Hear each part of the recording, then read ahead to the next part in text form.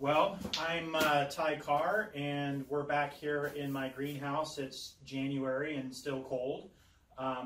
And so, yeah, still thinking about tax and accounting issues for growth enterprises and the various clients that I work with while I'm gardening. I find that doing this kind of thing helps me kind of think through some things that I've been struggling with maybe during the week, and gets me ready. It's a weekend, and it gets me ready to go at it stronger on the weekday. So anyway, the topic I wanted to talk about today is the GILTI tax, G-I-L-T-I. Conceptually, the way it was rolled out was that companies who had foreign subsidiaries that were earning a lot of income off intangible value in those foreign subsidiaries would be subject to some amount of U.S. tax. And what they meant by income off intangibles is captures a lot of things, and as I'll talk about here, it captures foreign subsidiaries that are primarily just service providers, because essentially it's the way it's measured is that if you have a foreign subsidiary in what from a tax standpoint, a tax technical standpoint, is called a controlled foreign subsidiary. So that's a definition. So there is a question of whether your foreign subsidiary is a CFC, a controlled foreign corporation, or not.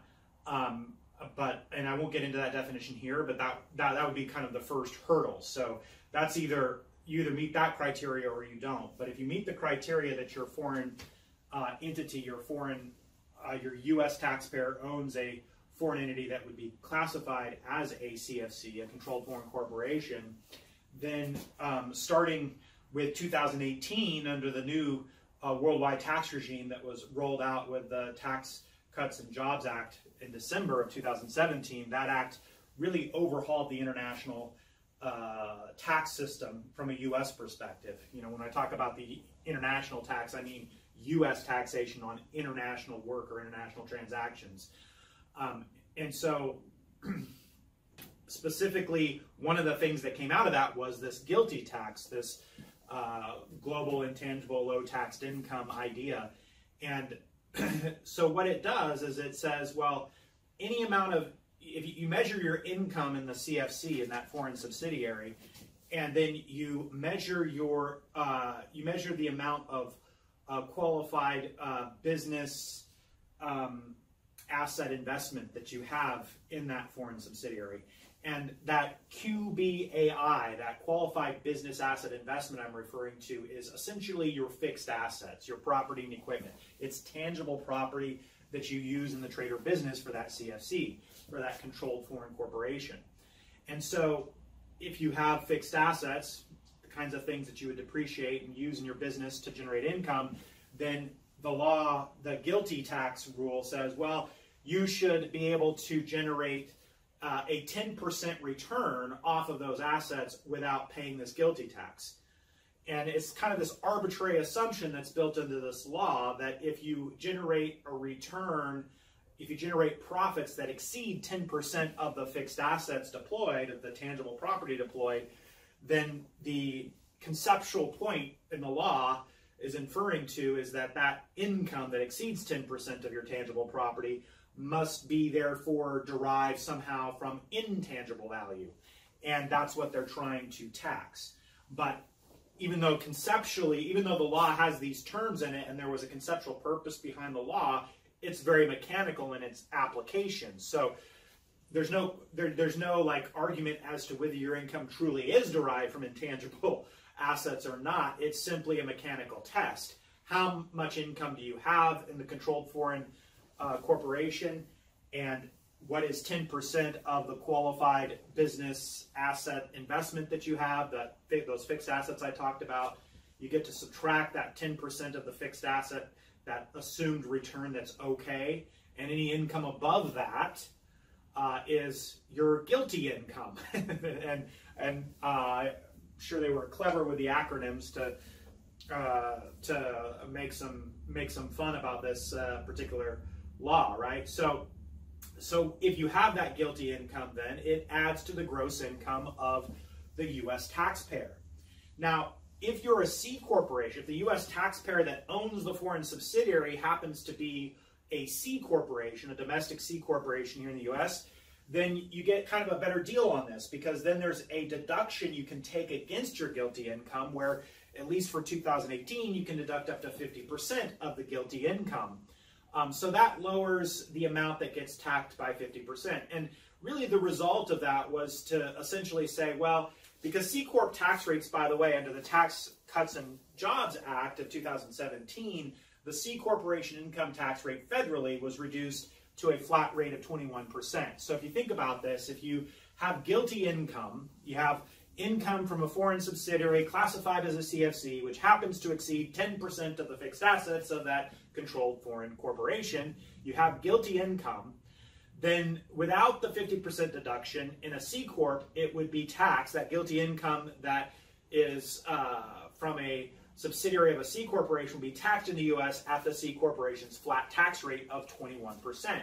But if you give them a 50% deduction off that GILTI income, then the GILTI income essentially ends up with a tax rate of 11%.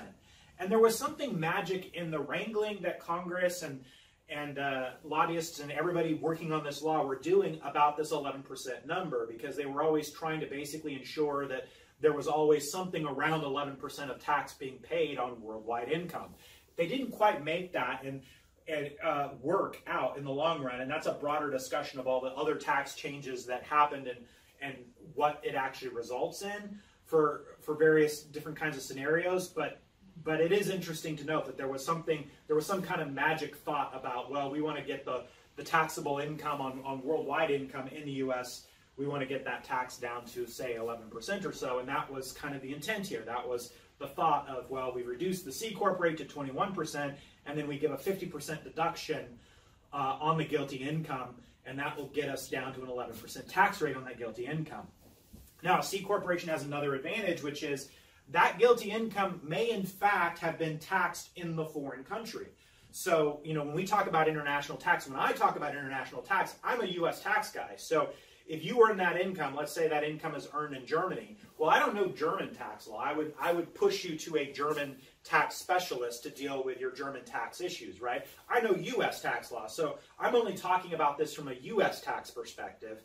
But if that same income that the GILTI is calculated on was essentially calculated and paid tax on in Germany, then you have foreign tax paid in a foreign country, right? And if you had foreign tax paid on that income in the foreign country, then you could potentially apply a foreign tax credit if you're a C corporation against the tax that you have on that same income here in the C corporation. So not only do you get the 50% deduction, but you also get the advantage of potentially a foreign tax credit. And in fact, the way that system works out is that if the country that you are being taxed on, the other country that you're paying tax on that same income on, if they have a tax rate, say, above 11%, you probably won't pay U.S. tax on that GILTI income because you'll take the U.S. tax credit.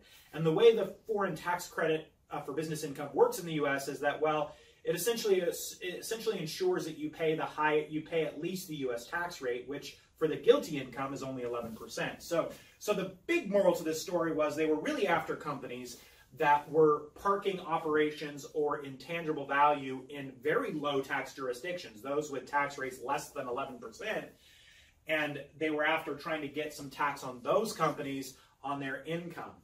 What's unfortunate about this whole story, though, is if you follow what I've said so far, is that if you're a C corporation and let's say you have a foreign subsidiary that happens to be in a developed country, maybe it's in the UK, which charges fairly reasonable high rates of income tax commensurate or comparable to the U.S., then you probably aren't going to have a GILTI tax because you're, as a C corporation, you take the 50% deduction, you're down to an 11% U.S. tax, but then you also pay UK tax, and so now you've got a foreign tax credit that offsets it. So as a C corporation, you probably don't have a U.S. tax on this.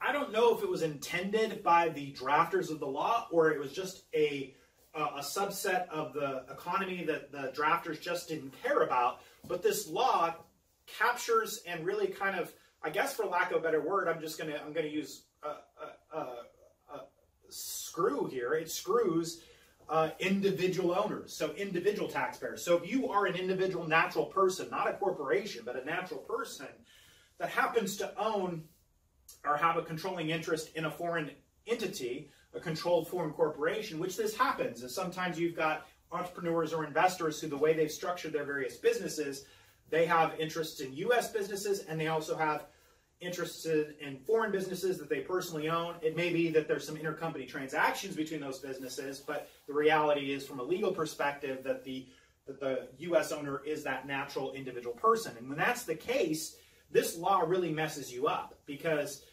first off, now we're saying, okay, you got to calculate your GILTI income, which is the amount of your income above and beyond 10% of your tangible property, your fixed assets, right?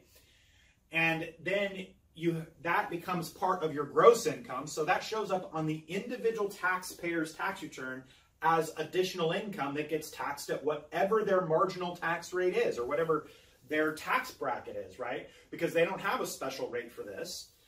And remember the 50% deduction I told you that a C-Corp can get? The individual doesn't get that 50% deduction. So there's no 50% deduction for this, for the individual.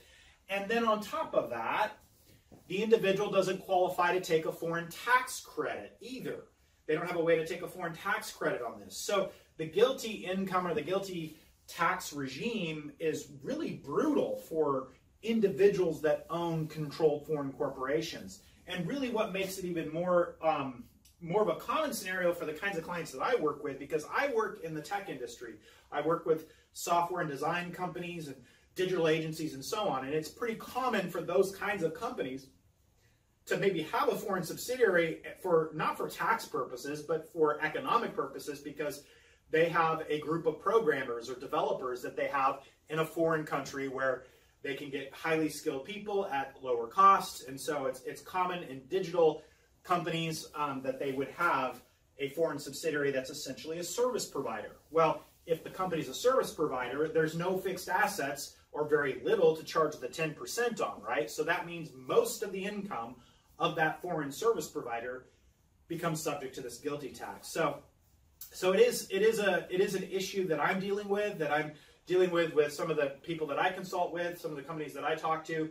And one of the things that we're looking at is, well, and it may not make sense in all cases, but in some cases, it may make sense that you restructure your businesses, that entrepreneurs that previously would have individually owned some foreign subsidiaries are now incentivized to have a holding company, a C corporation, that owns their foreign companies, because of the advantages that you get as a C corporation with regard to this law versus the disadvantage you get as an individual taxpayer with regard to this law. So that is the GILTI income tax regime. New 2018 will be the first tax returns we see it on. It came in through the Tax Cuts and Jobs Acts of 2017. And yeah, stay tuned for more, because I think as taxpayers start filing it and more questions start getting raised, there will probably be more details that come up, and regulations perhaps that come up to deal with some of those details. And by the way, I didn't jump into every nuance and detail in the calculation here. That might be something for another piece of content later. This, of course, like much of my videos, is meant as just a general broad overview and an introduction to the idea. If you want to know how it's really applied in your situation, you should be consulting directly with a tax advisor on it. You can't just take what I say and then apply it directly to your situation, probably without more detailed or specific analysis of your numbers and your situation. Okay, well that's it. I'm going to get back to gardening, so see you next time.